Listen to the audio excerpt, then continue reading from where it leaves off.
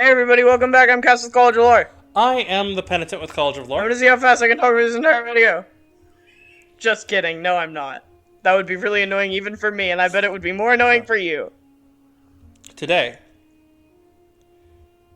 subscribe to our channel. Today, subscribe to our YouTube channel. Do remember to like and comment on this video. Do check us out on Patreon as well. We're trying to get to 150 by whenever the fuck. Yeah, eventually. Today we are doing a personal favorite of mine. 10 candles. 10 candles. 9 candles. If that's how it goes. 8 Yeah, that's how it works. That's how it goes. Yeah, let's talk about 10 candles. Alright. What is it? So, it is a no-prep dark horror game where everyone is doomed. Ooh, I love Doom. It's meant to basically be exclusively one-shots, or part of its gimmick is that it's played by the light of 10 candles, no natural lighting. By design, every character will die, and it is largely story and roleplay based. What if you don't own 10 candles? Buy some. Cost of entry better not be 10 out of 10 on this bad boy then. Hold on. It's supposed to be free. Are you just looking that up on Amazon or whatever? You can buy 10 tea candles for $5. Okay, well I have something to tell you about that. That's not fucking free. So cost of entry better not be 10 out of 10. I'm kidding, I don't care at all. Okay, continue talking about what it is. Alright. You play it by candlelight. That's Yes. kind of cool. What else about it is there to know? Well, that'll be in the how to play section. The idea is, you are in an apocalypse. Probably. Or shit just sucks. Are other ways to do it, but you are in an apocalypse. Mm-hmm. The only take where this is not a one-shot Yeah. is where it is a continuation or a prelude, for example. That makes sense. I've seen people talk about playing 10 Candles as a prelude to a Apocalypse World game. Okay. Or something similar like that. Or even eventually the idea of you're not supposed to win 10 candles. Yeah. But some people propose, like, going through cycle and getting, like, one NPC to survive, and then that NPC... Kind of similar to Telltale's The Walking Dead, if anyone's familiar with that. Mm-hmm. I'm not, but I trust you. The idea of, like, you get an NPC out, and that NPC is then a player character in the next game. Mm-hmm. And eventually you find something to topple whatever is causing this apocalypse. Wild. That sounds kind of cool. The premise of this is that it's a one-shot, ideally, and that everyone is going to die. Fun. I love when characters die. Yes. Who made this game? Who Who thought this was a good idea? So it was designed by Stephen Dewey and published by Cavalry Games. Okay. How much can I fight somebody else in this one? Well, like, I mean, you can do a versus, but I you shouldn't. probably shouldn't, but there's nothing stopping you. Okay. How many dice can I put in my mouth with this game? What's the actual question? How crunchy is it? 0. 0 crunch. I can put no dice in my mouth? This game sucks. There is no crunch. It's very simple. Fuck! I can't put any dice in my mouth. How light or dark is this bad boy? Both figuratively and literally really dark. Because there's only candlelight. Yes. That's very and they cool. go out slowly over the course of the game. Very cool. How do you play this game? So, it's super simple. You make a character with a vice, virtue, something that gives you hope, and the worst length you'd go to at their breaking point. That's very fun. So what's interesting is you write your vice and virtue. Mm-hmm. Players to either side of you write your hope and the worst length you'd go to. Okay. As in, like, for example, like, I've seen you is the prompt for the worst length. Like, I've seen you kill. I've seen you, etc. Yeah. Very cool. And some variation of the rules, vice and virtues, are also written by other players. Mm-hmm. You give a basic premise of who your character is and who they were before this, if there is a before this. And you can burn these traits to have them play into a scene and give you dice advantages in the scenes. Okay. So you can be like, here, I'm invoking my alcoholism. To say that, like, I'm still... That is such a funny phrase to me, I'm sorry. Hi, I'm invoking my alcoholism. It's like a skill check. Yes. Yeah. The idea is... The alcoholism skill.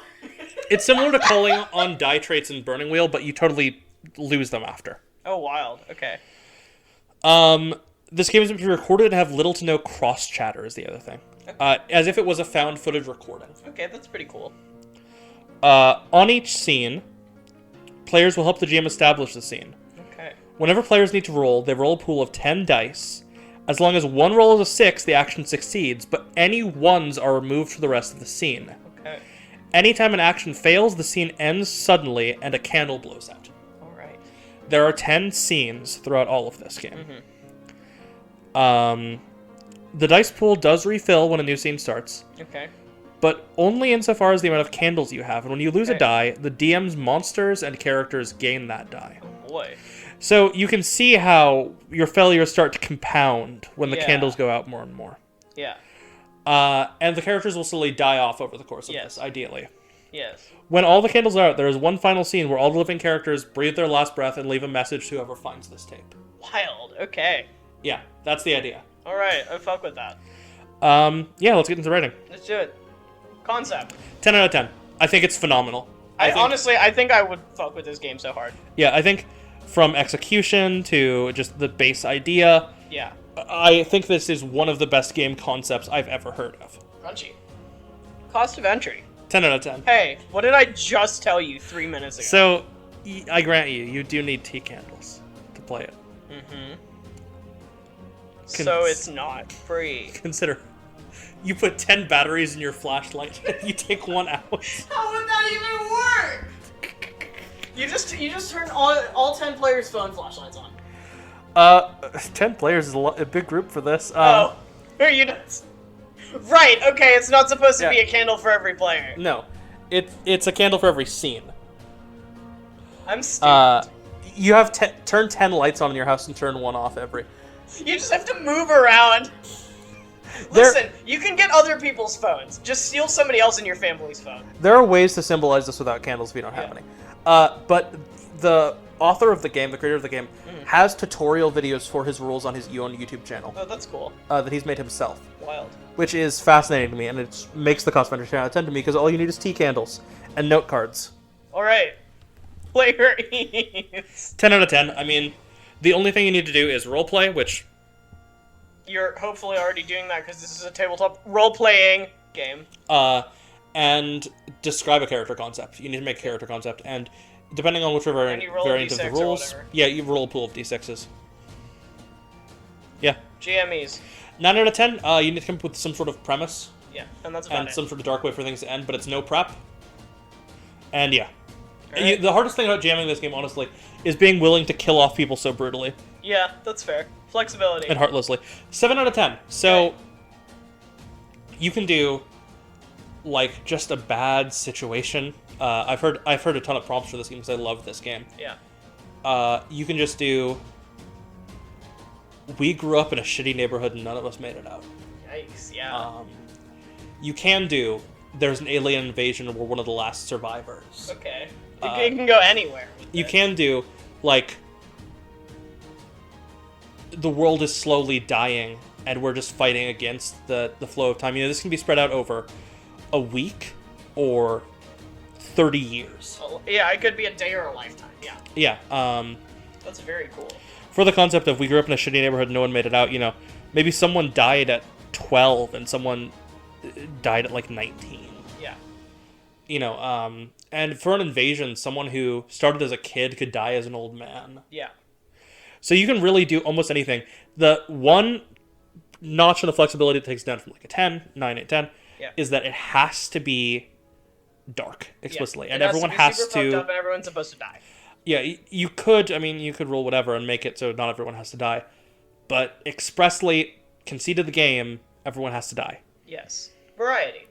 8 out of 10. You can make, as long as they're human, sentient. Actually, they don't even have to be human. Yeah. As long as they are sentient and, like, functional. Yes. It works. I've heard people do this game with superheroes. Yeah. In, like, an Infinity War type scenario. Yeah, that's cool. I've heard people do this with Pokemon. Oh, boy. Like, post the Machine and X type thing. That's cool. Yeah, I love that concept. You know, I've heard people be like, we have a party of humans that one character is playing one of the alien invaders who turned sides. Oh, man. Wild. So it can functionally be anything. Again, has to be somewhat grounded in the scenario. You know, you're not going to play a fantasy dwarf in a high school setting. Yeah. Unless you're playing Modern Fantasy, I guess. Yes. Which you could if you wanted, I don't know. This game's full of variety. I mean, you can make functionally anything because the character creation is just tell me a concept. Yeah. And we'll figure out the rest. And the only reason it's not 9 or 10 is just that, like... It's not that it's not as relevant. And there's not baked-in rules. Yeah. For, like, other races and stuff. But you can be whatever you want to be. Popularity.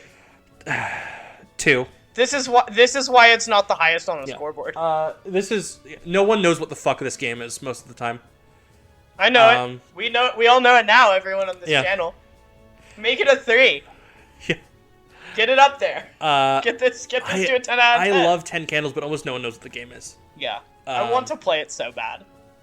We'll play it sometime. Yay. Alright. If you want to see us play it on the channel, do let us know. Please. I want to do it. Replay value. 7 out of 10. Okay. So reasonable. it gets docked for me because there's only so much you can take of this game. Yeah, there's only so much depressing you can handle. It's not a game you want to play twice in a night, usually. Yeah, no, that's fair. It's like, you play this game, it's like, alright, who's up for Curse of Strahd? Yeah. You play this game and you're like, alright, we're gonna switch over to, like, Fiasco now. Yeah. Go check out our Fiasco RPG review. Play Fiasco, let's go play Monopoly. Yeah. Who's up for, like, Uno? Who's up for checkers? Because who's down to play some checkers? I don't ever see you getting burnt out on this game. Yeah. But it's not a game that you want to play together frequently. Multiple times a night, and it's probably not a game you want to play every night. Yeah. Maybe once a week. Yeah. But it's heavy and it's dark. Yeah. It's kind of gruesome and brutal. And it weighs on you, and I will cry when we play it. I will cry. All right. Fun. 10 out of 10. Yeah, I mean, you're biased. I'm biased, but it's a fabulous game. And literally, every person I've talked to who's played this game said it's one of their favorite RPGs. I need to play it so I can say that about it. Everyone who knows about this game thinks it's fantastic. Yeah. I believe you. It sounds cool as hell. Yeah. It's a brilliant. I love it so much. Quality. 10 out of 10. It's well tested. It's well balanced. For what balancing it requires. It does what it's supposed to. There's no real like way you can game. The thing that would kill it is if there was a way you could game the system to win, to cheat and win. And there's not. That's not the point. All right. So where the fuck does that leave us? 83 out of 100. All right. And on our scoreboard, that is... D&D 5e is still the king with 85. Then Fate Core with 84. And then 10 Candles with 83. People are going to be big mad that this is above Pathfinder. Yeah, Pathfinder is below it at 81. Then Masks at 80. Call of Cthulhu at 79. Shadowrun 60 and Fiasco at 77. Apocalypse World at 73.5. Warhammer 40k at 73. Burning Wheel Gold at 72. And Blades in the Dark at 70. So 2 of your favorite RPGs are 3 and whatever the second from the bottom is. Because Burning Wheel. 11th. Okay. 3rd and 11th. And also 5e, which is like my favorite, but it's because it's the only one I ever fucking play. So maybe 10 Candles will be one of your favorites. 10 Candles will become my favorite. The 2 that you've expressed interest in playing.